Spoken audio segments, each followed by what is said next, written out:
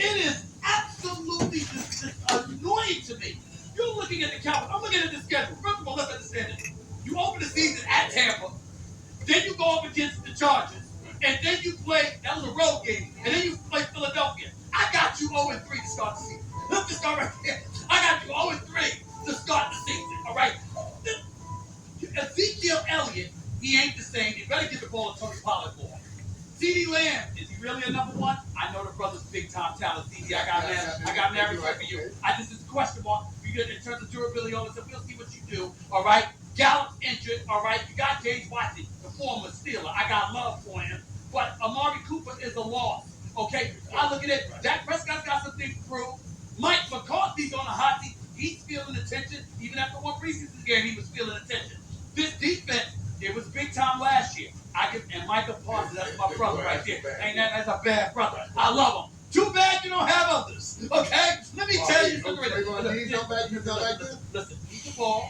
I like this. He can ball. But in the same breath, the reality is, when you look at the Philadelphia Eagles, you got Smith. You picked up A.J. Brown. Miles Sanders and these brothers can run the football now. They're the number one rushing attack in the football, over 159 yards a game rushing last year. Matter of fact, that's how they got to the playoffs. Because they turned things around by running the football or they're passing it, okay? I'm looking at all of these things. They got to improve their defense, but I got to admit to you. They got Jordan Davis on their defense to learn from Fletcher. The question. With Nicole Dean. Hold on. Also, the question I have is Jalen Hurts. But I'm going to give a brother the benefit of the doubt and say I believe in him. I believe in him. And he's a dual threat because he runs well with the football. Right. The Dallas Cowboys are not the best team in the NFC East. It's the Philadelphia Eagles. The Philadelphia Eagles are winning the NFC East. I like what the Eagles have done. Okay. I do. I like what they've done. But you can't say they're the best team if we haven't seen them on the field going on. We saw the Dallas Cowboys had a number one offense. It's by default. It's by default. I'm counting on the Cowboys being who I know them to be and messing up. Listen, it was three teams with the biggest improvement last year. Cincinnati Bengals. It was the Dallas Cowboys. Okay? Those are the top two. Their most improved team. I think the Eagles were the third. I'm not sure, but I think they were. Here's my point. We all know that the Cowboys are allergic to prosperity. We know that when you expect stuff from them is when they falter. Now, had they stuck up the joint like they did 2 years ago, and here they come playing with house money. But now that they've reminded everybody that it's reasonable to expect 11 and 12 win seasons from them, that's when they're gonna tank. You can book it, and that's why they cry now, because they know that damn Stephen A. He's always right. They're worried. They're very worried about what I'm saying. This first thing, I got the video. All the people crying from last year. We gonna show that. We gonna show that. I got names. Did you know one of those dudes actually lost his girl because he showed up with this? Look at him. Here it is. Okay. So let me start by saying this. Stephen A. has been right. He's been right a lot.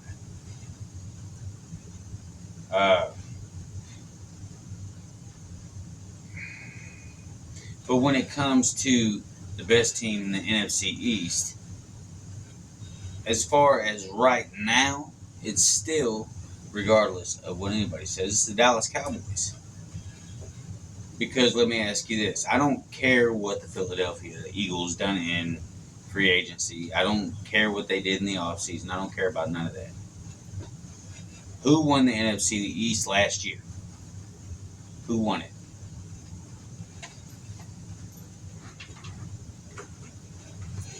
They won it.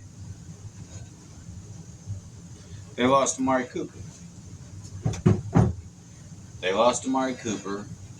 Which, in my eyes, yes, I mean, I agree with most people. It was a bonehead move for what they did. Getting rid of Amari Cooper and not getting what he was worth. It was kind of a low blow to Cooper himself for them to do what they did and get rid of him for what they got for him. But as far as the Philadelphia Eagles go, and I don't care what any of you Eagles fans say, I don't care what any of you Cowboy haters say,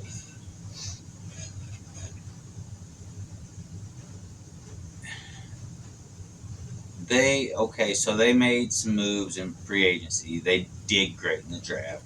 I'll give you that. Jordan Davis, he's a monster. I'll give you that too. But as Michael Irvin said, they still haven't proven anything on the field. Until we see what they do on the field, they're still not on the same level as the Dallas Cowboys. They're not. Say what you want. Talk all the smack you want. Run your mouth about Dallas, because that's what I'm here for. You can talk all the smack you want to about Dallas. I don't care. It doesn't matter to me what you say about the Dallas Cowboys. You know why? Because I'm a Cowboy fan for life. We can go 0-17, and I'm going to ride with them the next season. You know why? Because I am a real, true blue Dallas Cowboys fan, and let me show you. Let me show you this. You see that? My wife custom made this bar for me. It's not done yet, of course. It's still got some more to be done to it, but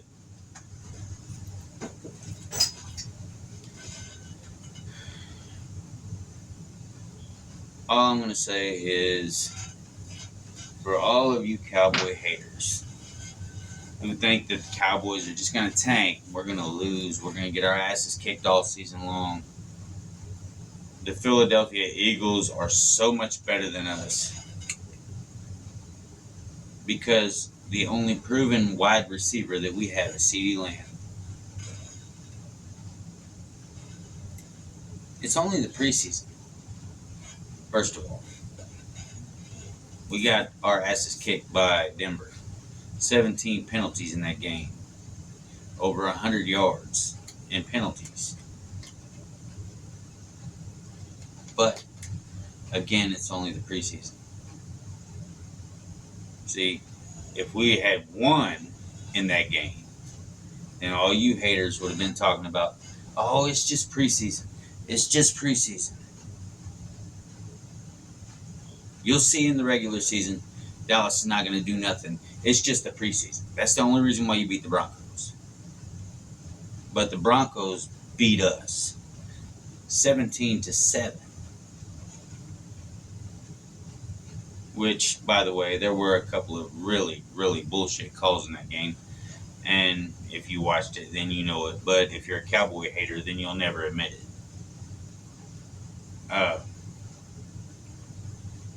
Regardless, the Broncos beat us 17-7. So you guys are all over the Cowboys right now. You're all over the Cowboys. You're all over the Cowboy fans. You're all over anybody who supports the Cowboys. Oh, you got beat by the Broncos. The Broncos demolished you. The Broncos kicked your ass. Again, it's preseason. So, try again. Let's see what happens. I don't care about preseason games. I don't. As far as the penalties go, though, I do care about that. Mike McCarthy has promised us that he would get that under control. And that should have happened before the first preseason game ever started. In my opinion, it should have happened before that game ever started. But let's see what happens from here on out. And every player should be held accountable for their actions. But it starts with the coaching staff. It goes from the coaching staff down. Shit rolls downhill. So, McCarthy has to get that under control. And if he doesn't, then, I mean, if we're, again, the most penalized team in the NFL, he should be replaced. I am a Cowboy fan, and I'm willing to admit that. But I believe he deserves a chance to right the ship. Jerry Jones, Stephen Jones, in my opinion, Steven is just a younger Jerry. He's waiting for his opportunity to take the spotlight on everything. Jerry, 80 years old, and still can't shut his ass up. He wants to be in the spotlight every chance he gets. He wants to talk. He wants to run his mouth. And we all know that he is the one who's running this team. Mike McCarthy is just another puppet with Jerry's arm up his ass.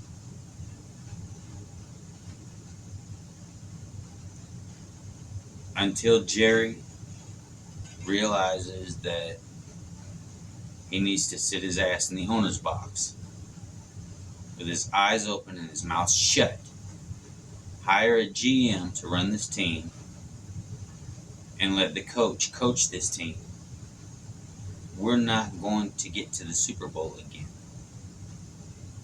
Until he does that, we will not see another Super Bowl. Steven, I hope I'm wrong. But like I said, I hope I'm wrong. But I think that he is another Jerry.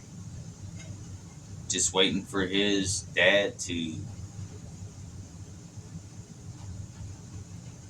give it up and let him have the spotlight. And then he'll be in the media all the time. He'll be on 105.3 The Fan all the time. Running his mouth. Running the team behind the scenes. Telling the coach what he needs to do and what he doesn't need to do. But my advice to him would be, shut up. Sit in the owner's box. Keep your mouth shut. Watch the games. Let the coach do his job. And hire a GM. Hire Will McClay as the GM. Let him make the decisions. You guys are rich enough. Just live comfortable. Sit on your asses, watch your team win, because you have a coaching staff and a GM who can make sure that happens. And don't interfere with things. Don't tell the coach how to do his job. Don't tell the coach he needs to do this or he needs to do that. He's an NFL coach. He knows what he needs to do. You're owners. You're not coaches. You're not coaches. So, sit your ass in your owner's box. Shut your mouth, open your eyes, watch the game, and watch your team win. Otherwise, stay in the media, stay in the spotlight, tell the coach how to do his job, don't hire a GM, and watch the team lose.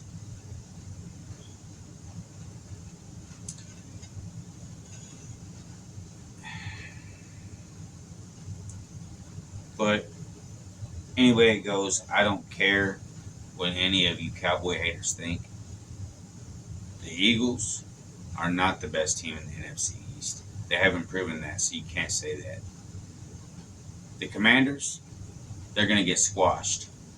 The Giants, they have a better chance this year to beat the Cowboys than the Eagles do, but they're still not going to get it done. Just watch what I'm saying. You can look at me, you can laugh, you can talk all the smack you want to. I don't care. I know what I see, I know what I think. My opinion is just that, it's mine. But I believe the Cowboys win the NFC East again.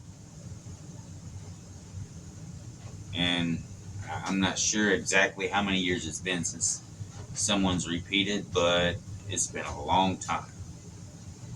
Dallas will do it this year. So, with that in mind, you guys have a good night. thank you for tuning into this video. No matter who you are, Philly fan, which I can't stand you guys. All Dallas haters, all Dallas lovers. Y'all have a good night.